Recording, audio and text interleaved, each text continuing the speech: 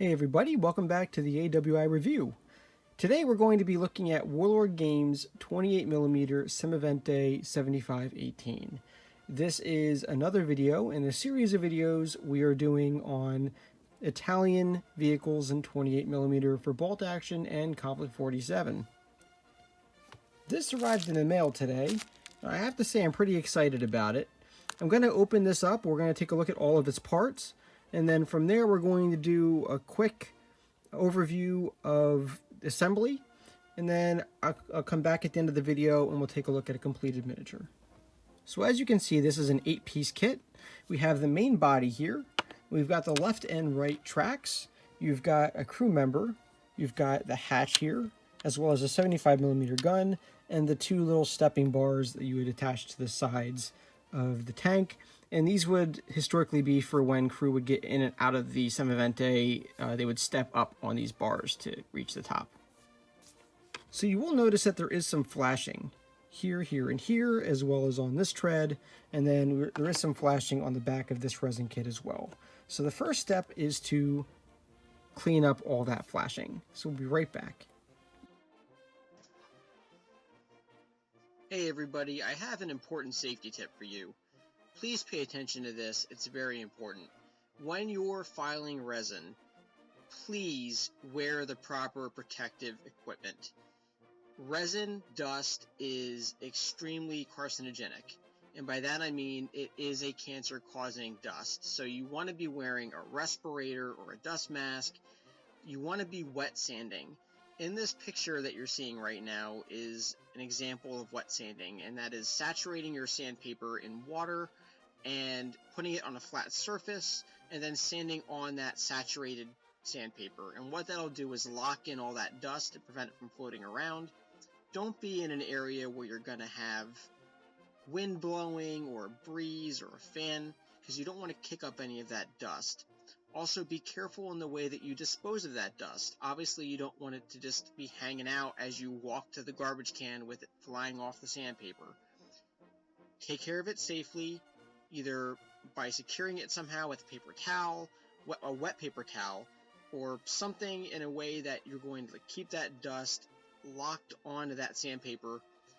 And you just wear gloves, anything you could think of that's going to limit your interaction with breathing in that dust.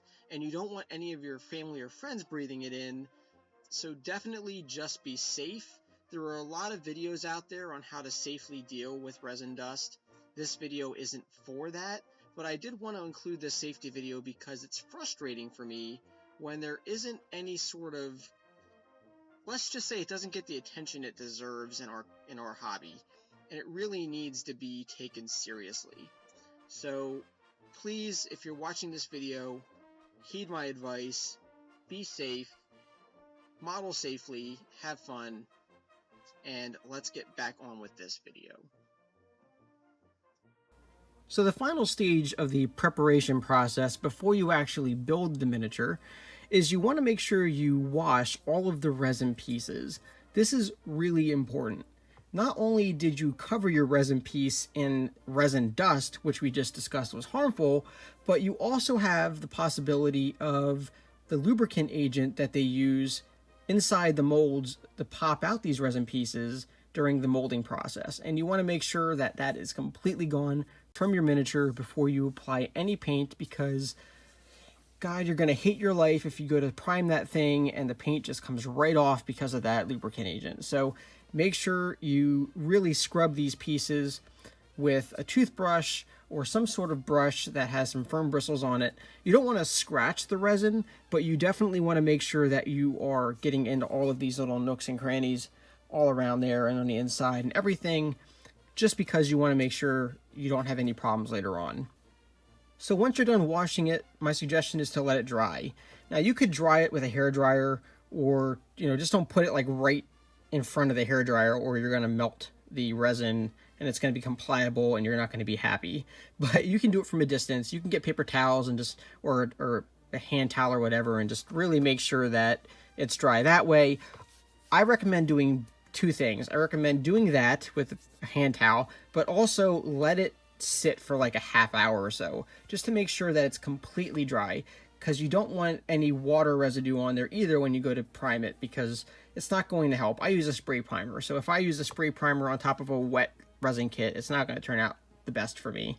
So highly recommend those 2 steps. So what we're going to do now is, I'm not going to show you the build process or the painting process in this video, because this video is getting kind of long as it is. So what we're going to do is cut to the build when it's all completed and painted, and we'll do a final review of this kit. We'll be back in a hot second.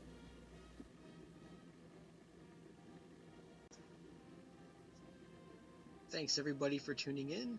As you can see, I've gone ahead and added a whole lot of stowage to this kit to really make it feel like it's lived in.